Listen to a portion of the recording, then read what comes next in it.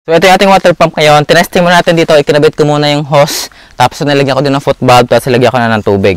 Try natin dito sa tubig. Try natin kung aahon yung tubig. Isaksak muna natin din eh. Saksak. Power station muna yung gagamitin natin.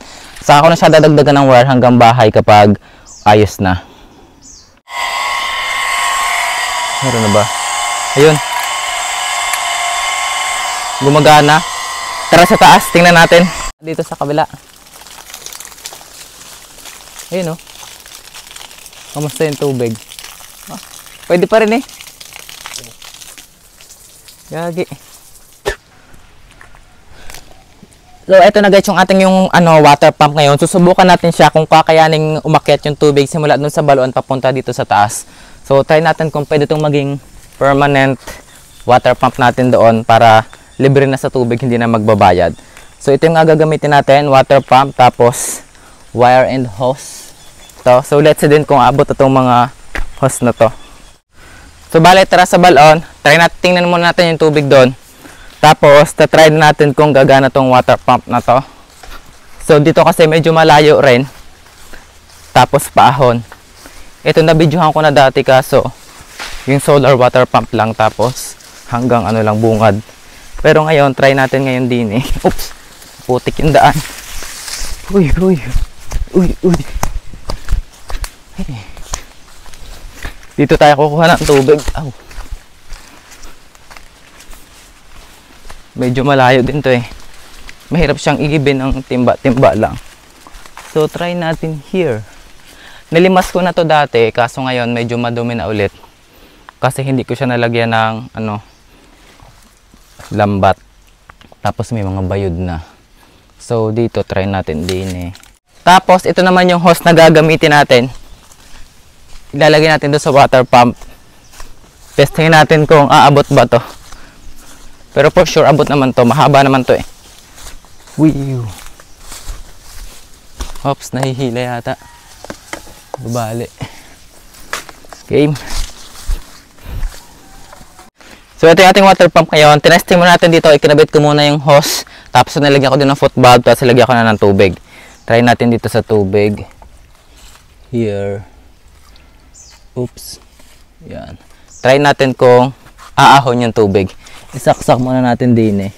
Saksak. Power station muna yung gagamitin natin. Saka ko na siya dadagdagan ng wire hanggang bahay kapag ayos na. For the meantime, ito muna. Oops. Meron na ba? Ayun. Gumagana. Tara sa taas. Tingnan natin. Yan. Ito. Umiigting na. So, siguro may tubig na hanggang din sa taas. Let's go! Tingnan natin din eh. So, parang may tubig naman. At, din eh kaya. Oops! Taas. Ayun! Meron. Yan. So, para malakas yung tubig. Hindi pa lang tapos. Starting pa lang. Hindi pa stable. Yan, stable na. So ngayon, kakabitan natin ng hose pa kasi meron pang hose doon. Kakabit natin ito. Wait. Ito yung hose na kakabit natin para pandagdag. So far, kaya naman. Gagawin natin ngayon ay papatayin natin muna yung hose na sa baba kasi baka maubos yung tubig. Okay na rin. Medyo mahina pero at least nakasalta dito kahit na mataas. Yan. Oh. Yan. So, pwede na to. So, ang gagawin ko naman ay dudugtungan ko naman yung wire para yung wire ay hanggang dito na sa bahay. Pangat kasi kapag yung power station na nandun, baka manakaw. So, dudugtungan ko na lang ang wire. Titestingin din nga pala naman yung hose, yung tubig. Kung kaya niya hanggang dun sa taas. Dito. Diyan. Yan. Kaya? Natuloy. Malakas din yung water pump. Gingalawit mo nga dito sa kabila. Ayun o. Kamusta yung tubig? Ah, pwede pa rin eh. Gagi. Pwede rin. Idudugtong na rin namin itong wire ngayon dito. Yan. para okay na, hindi na pabalik-balik dito. Tapos lalagyan na rin namin ng ano, pantungan yung water pump. Uy, ay, hey.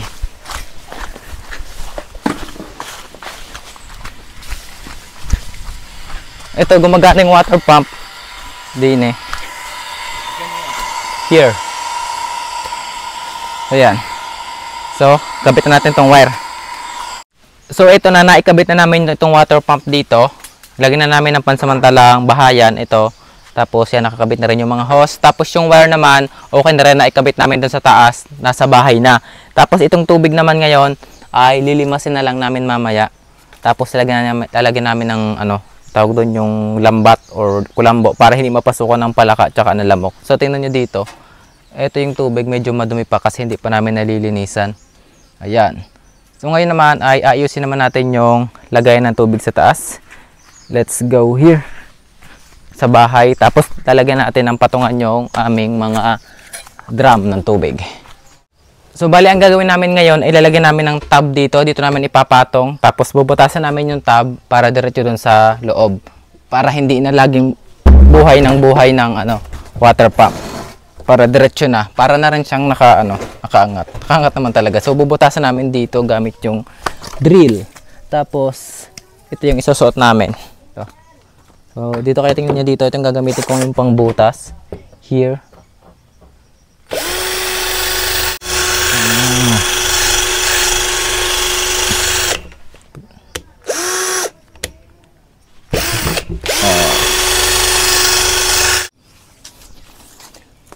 Ito yung tubo ng hose ng gripo pala. Ito yung susot ko din eh. Ito. Yan. Yan. So, bala ito yung nilagyan namin, itong tubo. Tapos nilagyan namin ng hose na malambot para maalwan, baliin. Tapos yung loob naman, nilagyan namin ng lock. Ayun o, ng higpit doon. Para hindi sumingaw yung tubig. Tapos, gagawin naman namin din. Oops. Ilalagyan namin, kakabit namin dito sa ano, pag nalagyan na ng tubig. So, game. Ito na guys, ngayon yung balon, nalinisan na namin. So, let's say kung may tubig na to. Nalimasan na namin to kahapon, tapos lagyan namin ng konting kulambo pa. Eto, yun, may laman na naman na siya at malinaw naman yung tubig. Kaso meron pa mga tatal-tatal kasi hindi nga siya nalimas pa ng ayos, kulang yung tubig. So, ito may laman naman, malinaw. Kaso nakaangat itong ano, nakaangat itong hose kasi walang laman. Hindi ko siya nalagyan. Hindi siya buhay. So, lagyan ko siya ng pabigat. So, bala ito yung water pump. Ayan. So, wala nang problema. Nakaset up na pumunta sa taas. Tapos, ito ngayon yung hose. Dito naman ilagay sa taas. Ito naman yung wire. Nakahanger na lang din eh. Ito, tara dito. So, bali, iba-iba na ngayon kumpara sa iigib kami ng tubig at magbubuhat. Pagkadulas-dulas din eh. So, ayan yung hose. Yung mga hose na ginamit namin ay garden hose lang. Nasa 50 meters yan. Ganun na rin yung wire. Yung mga wire naman ay yung mga wire na putol-putol. Dito sa bahay, dinugtong-dugtong ko na lang. Ganito kahirap dito kapag kami ng tubig. Kapag magbabalagwit yung kamay mano-mano. Aakitin namin tong kaputik-putik na are. Ayan. Wait lang. Mahon.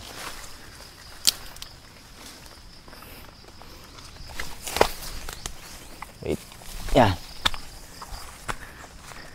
Ay, ganito kahirap. Ito na yung wire. Pinako namin dito sa nyog. Nakahanger naman yung wire dito sa taas. Tapos, dito tayo sa taas. Dito pala sa aming drum. Dito yung puntahan ng tubig. Here. So, dito. And by the way guys, ito nga palang gawa namin talaga nito is pang beginner lang. Wala pa kami experience sa mga ganito. Kaya, kita nyo, napaka-ano pa ng gawa namin. Napaka-basic pa. Hindi pa siya gaanong gagandahan. So, dito yung patakan ng tubig. Wala na palang laman. So, magbubuhay na tayo ngayon. So, bali yung wire namin, nandito lang kasi maotdo pa. Ayan, hindi pa umabot yung wire. Masyado pang maotdo. Kinapos kami sa wire. Tapos, nandito yung power station. So, next time kapag mayroon na kaming wire, ilalagay na namin yung wire dun malapit to sa mga battery dun para diretso na. Kulang kami sa wire kaya dyan lang. So, dito na. Buhay na yung tubig. Ayan, tumutulo na. Eto. Ayan. So, tingnan nyo dito yung tubig. Ayan o. Tingnan nyo sa drum. Ayan lang yung tubig. Nakaunti pa. Yan. Tapos, dito naman papunta yung tubig sa loob. Yan. Papunta doon. So, pag binuha yung gripo doon sa CR, tsaka dito sa kusina, okay na, dire-diretso na, wala nang problema. Wala nang patayan. Wala nang bayad sa kuryente kasi diretso na. So, bale dito, ang problema na lang namin kapag naubusan ng tubig dun sa sa tangke, ay buhay pa rin yung buhay pa din yung water pump. Malalaman na lang namin at papatay na lang namin dun sa power station kapag hindi na tumutulo dito. Yun kasing aming yung automatic control switch, yung binili ko dati ay hindi na gumagana, nabasa siya ng tubig. Yun kasi nga pala yung update natin doon, hindi na siya gumagana, kailangan talaga lagyan natin ng lagyan natin ng bubong yung water pump na mayroong automatic power control switch, automatic pressure control. Samantalang yung yung water pump naman natin, matagal na namin siya nagamit at talagang nababasa talaga ng ulan, pero hanggang ngayon gumagana pa rin, wala pa din problema, malakas pa din. So ayan, wala namang problema, yung power control switch lang talaga yung mahina. So bali, total cost na nagastos ko dito ay hindi ko nasasabihin kasi nasabi ko na siya sa previous video ko. Wala naman ako gaano binago, nagdagdag lang ako ng hose. So bali, ginamit kong hose ay garden hose, 50 meters, tapos wire. Ilalagay ko na lang yung link ng mga hose tsaka ng wire sa description below para kung gusto nyo bumili or gusto nyo i-check yung mga price, kung bibili din kayo ay mabilis yung makita. So yun lang muna for today's video.